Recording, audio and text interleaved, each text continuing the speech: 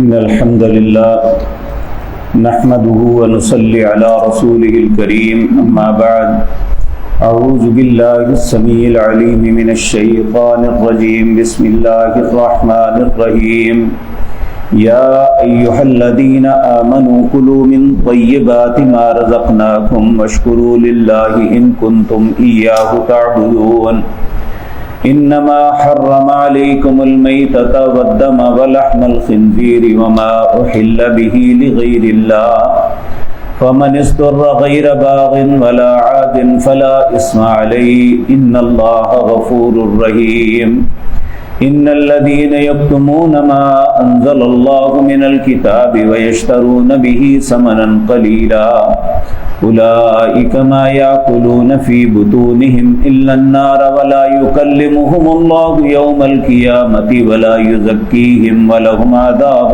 أليم أولئك الذين اشتروا الضلالة بالهدى والعذاب بالمغفرة فما أصبرهم على النار ذلك بأن الله نزل الكتاب بالحق وإن الذين اختلفوا في الكتاب لفي شقاق بعيد۔ حضرات محترم، گزشتہ آیات میں ہم نے یہ بات پڑھی کہ اللہ تمام دنیا کے انسانوں کو اس بات کا حکم دے رہے ہیں کہ وہ حلال اور طیب کھائیں، جن چیزوں کو اللہ نے حرام کیا ہے ان سے بچیں۔ اب اللہ رب العزت اہل ایمان کو خصوصاً یہ بات تاکیداً فرما رہے ہیں، یا ایھا الذین آمنوا کلوا من طیبات ما رزقناکم، اہل ایمان جو اللہ نے تمہیں رزق دیا ہے اس سے پاکیزہ چیزیں کھانا، یعنی اس رزق سے کوئی حرام چیز لے کے نہیں کھا سکتے یا حرام کا ارتکاب نہیں کر سکتے۔ وَاشْكُرُوا لِلَّهِ، اللہ کا ہمیشہ شکر ادا کرنا جس حالات میں بھی اللہ رکھے، ان کنتم تعبدون، اگر تم عبادت کرنے والے ہو۔ کیا مطلب؟ ہماری عبادات جتنی بھی ہیں، وہ نماز ہے، روزہ ہے، زکوٰۃ ہے، حج ہے، اللہ کے راستے میں خرچ کرنا، اللہ سے دعا مانگنا، یہ سب کی سب مشروط ہے رزق حلال کے ساتھ۔ اگر رزق حلال ہوگا تو تمام عبادات اللہ کے ہاں مقبول ہوں گی، اگر انسان کا رزق حلال نہ ہوا تو اللہ کے ہاں کوئی عبادت بھی قابل قبول نہیں ہے۔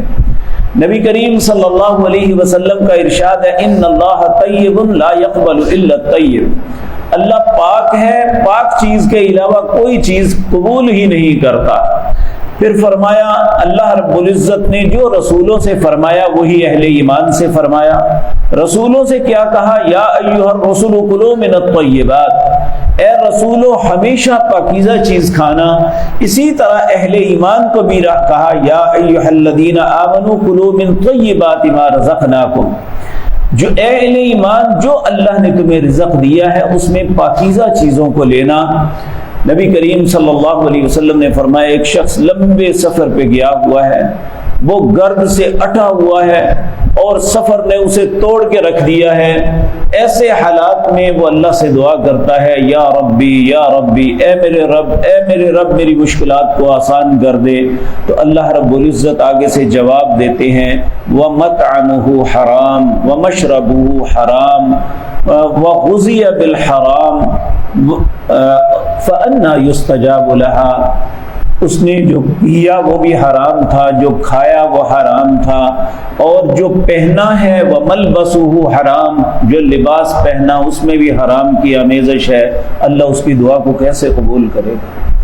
اور یاد رکھیں نبی کریم صلی اللہ علیہ وسلم نے فرمایا، جس نے ایک لقمہ حرام کا کھایا جب تک اس کے جسم کا حصہ رہے گا تب تک اللہ اس کی نماز کو قبول نہیں کرتے۔ اسی طرح بعض اوقات انسان رزق حرام سے اللہ کے راستے میں خرچ کرتا ہے، نبی کریم صلی اللہ علیہ وسلم نے فرمایا، نہ تو اللہ اس کے صدقے کو قبول کرتے ہیں، نہ اس کے اوپر سے وبال ٹلتا ہے، نہ اسے اجر ملتا ہے۔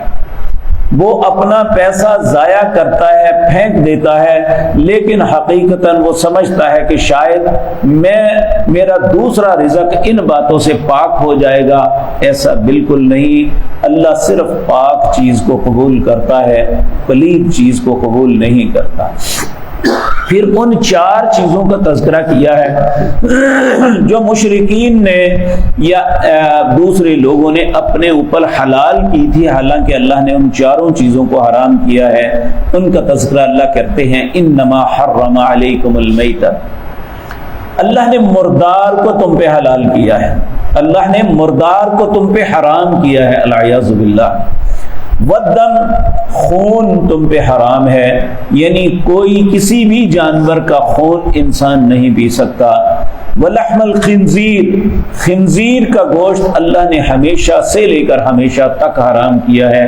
آج آپ دیکھیں کہ خنزیر جو ہے عیسائی بڑے مرغوب اسے غذا سمجھتے ہیں، کھاتے ہیں۔ اللہ نے خنزیر کو حرام کیا ہے۔ وما احل به لغیر اللہ، جو بھی اللہ کے علاوہ غیر کے نام پہ چڑھاوا، نظر، نیاز، ذبیحہ کیا جائے یا ویسے چیز دی جائے، یہ سب حرام ہے۔ جس طرح خنزیر حرام ہے، خون حرام ہے، مردار حرام ہے، اسی طرح غیر اللہ کی نظر و نیاز بھی حرام ہے۔ لیکن بعض لوگ اس آیت کا غلط ترجمہ کرتے ہیں، جس طرح ہمارے معاشرے میں جاوید غامدی ہے، کہتے ہیں اللہ نے قرآن میں 4 چیزوں کو حرام کیا ہے، اس کے علاوہ کوئی چیز حرام نہیں ہے۔ حالانکہ یہ بہت بڑی غلطی ہے۔ اللہ نے قرآن کریم کے اندر بہت سی چیزوں کے متعلق، شراب کے متعلق حرمت کا معنی آیا ہے، زنا کے متعلق حرمت کا آیا ہے، اور بے شمار چیزیں ایسی ہیں، قتل ناحق کا، اس کی حرمت کا معاملہ آیا ہے۔ کتنی ہی چیزیں ہیں جو اللہ نے منع فرمائی۔ نبی کریم صلی اللہ علیہ وسلم نے فرمایا، پھر یہاں دیکھیں مردار اللہ نے کہا تم پہ حرام ہے، لیکن سمندر کا مردار، سمندر کا کوئی بھی جانور، وہ مچھلی ہے یا کوئی بھی، اگر وہ زندہ پکڑ لی جائے تب بھی، اگر مرا ہوا پکڑا جائے تب بھی اللہ نے اسے حلال کیا ہے۔ اسی طرح 2 خون نبی کریم صلی اللہ علیہ وسلم نے فرمایا اللہ نے تم پہ حلال کیے ہیں، ایک کلیجی جسے جگر کہتے ہیں اور دوسری تلی، یہ دونوں چیزیں 2 ہے تو دونوں خون ہی، لیکن اللہ نے انہیں حلال کیا ہے۔ جس بات کی تخصیص کر دی جاتی ہے وہ حلال ہے، اور جس بات کو منع کر دیا جاتا ہے وہ حرام ہے۔ اسی طرح یہ پرندے ہیں، درندے ہیں، نبی صلی اللہ علیہ وسلم نے فرمایا ہر کچیلی والا جو پنجہ مار کے اپنا شکار پکڑتا ہے اس کو اللہ نے حرام کیا ہے، اس کا گوشت نہیں کھا سکتے۔ اسی طرح جو پرندے جو ہیں اپنے پنجے سے شکار کرتے ہیں یا پنجے سے پکڑ کے کھاتے ہیں، یہ سارے جانور ایسے ہیں، پرندے جو حرام ہیں وہی حلال ہیں جو اپنے پنجے سے پکڑ کے نہیں کھاتے بلکہ اپنے چونچ سے دانہ دن کا چگتے ہیں۔ اسی طرح وہ جاندار جو کھروں والے ہیں خنزیر کے علاوہ وہ حلال ہیں، اللہ رب العزت نے کیے۔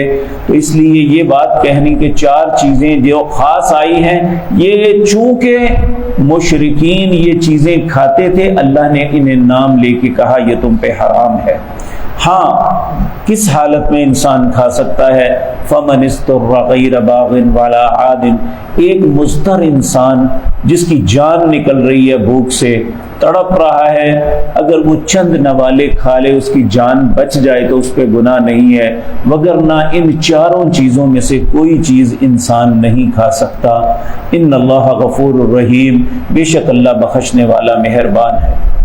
اگلی جو آیت ہے یہ بظاہر تو یہود کے علماء کے متعلق اتری تھی، لیکن جو بھی عالم دین اس کردار کا حامل ہوگا وہ اس کی زد میں آئے گا۔ اللہ فرماتے ہیں ان الذین یکتمون ما انزل اللہ، وہ لوگ جو اللہ نے نازل کیا ہے اسے چھپاتے ہیں اپنے مقاصد کو حاصل کرنے کے لیے۔ قرآن ہے تو اس کا ترجمہ غلط کرتے ہیں یا اپنی مرضی کے مطابق آیات کو کاٹ چھانٹ کے اپنی مرضی کے مطابق جو ہے مسئلے کرتے ہیں، اللہ کی بتائی ہوئی بات کو چھپا لیتے ہیں۔ فرمایا وَيَشْتَرُونَ بِهِ ثَمَنًا قَلِيلًا، وہ اس سے بہت تھوڑا پیسہ کماتے ہیں۔ تو سوال یہ پیدا ہوتا ہے کیا زیادہ کما سکتے ہیں؟ تو نبی کریم صلی اللہ علیہ وسلم نے فرمایا اگر پوری دنیا کے خزانے بھی مل جائیں تو آخرت کی بربادی کے مقابلے میں وہ بہت کم ہے، تو یہ تھوڑا ہی ہوگا۔ اولئک ما یاکلون فی بطونہم الا النار، جو اللہ کی کلام کو چھپا کے یا اس کی غلط تشریح کر کے جو مال کھاتے ہیں وہ دراصل اپنے پیٹ میں جہنم کی آگ بھر رہے ہیں۔ اولئکا وہ لوگ ما یاکلون جو بھی کھاتے ہیں فی بطونہم الا النار، ان کے پیٹوں کے اندر یہ آگ جا رہی ہے، یہ کھانا وانا نہیں ہے۔ اللہ فرماتے ہیں ولا یکلمہم اللہ یوم القیامہ، قیامت کے دن اللہ ان سے کلام بھی نہیں کرے گا، ولا یزکیہم اور نہ ہی انہیں پاک کرے گا، ولہم عذاب علیم ان کے لیے دردناک عذاب ہے۔ یہ بہت خوفناک بات ہے۔ آج اکثر لوگ یہ بات کرتے ہیں، دیکھیں قرآن ایک، رسول ایک، خدا ایک، پھر مختلف کیوں؟ قرآن واقعتاً ایک ہے، رسول صلی اللہ علیہ وسلم بھی ایک ہے، اللہ بھی ایک ہے، ان کی باتیں بھی ایک ہیں۔ بددیانت وہ ہے جو اللہ کی کلام میں خیانت کر کے لوگوں کو پھاڑتے ہیں۔ اللہ رب العزت ایسی خباثت سے ہمیں محفوظ فرمائے۔ اللہ فرماتے ہیں اولئک الذین اشتروا الضلالۃ بالہدی، یہ وہ لوگ ہیں جنہوں نے ہدایت کے بدلے گمراہی کو خرید لیا، والعذاب بالمغفرہ، مغفرت کے بجائے انہوں نے عذاب کو لے لیا۔ اللہ پھر ان سے پوچھتے ہیں فما اصبرہم علی النار، مجھے بتاؤ آگ میں صبر کیسے کرو گے؟ ذالک بان اللہ نزل الکتاب بالحق، پھر اللہ واضح کرتے ہیں بات کو کہ یہ بے شک اللہ کی طرف سے نازل کی گئی کتاب ہے اور یہی حق ہے، یعنی کسی مولوی پیر امام کی بات حق نہیں، حق وہ ہے جو اللہ نے اپنی کتاب میں نازل کیا ہے۔ ذالک بان اللہ نزل الکتاب بالحق وان الذین اختلفوا فی الکتاب، جو اللہ کی کتاب میں اختلاف ڈالتا ہے، لوگوں کو مس گائیڈ کرتا ہے، وَإِنَّ الَّذِينَ اخْتَلَفُوا فِي الْكِتَابِ، اللہ فرماتے ہیں لَفِي شِقَاقٍ بَعِيدٍ، وہ بڑی دور کی بدبختی میں جا گرا، وہ بہت اس نے اپنا نقصان کیا۔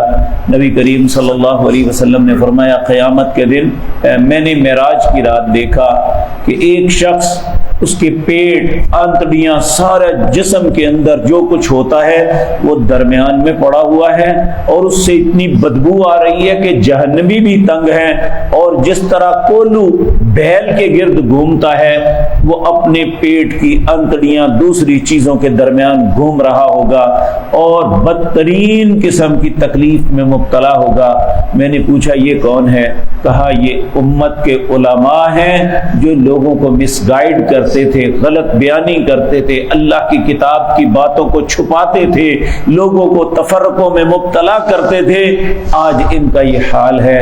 اللہ رب العزت ہمیں محفوظ فرمائے۔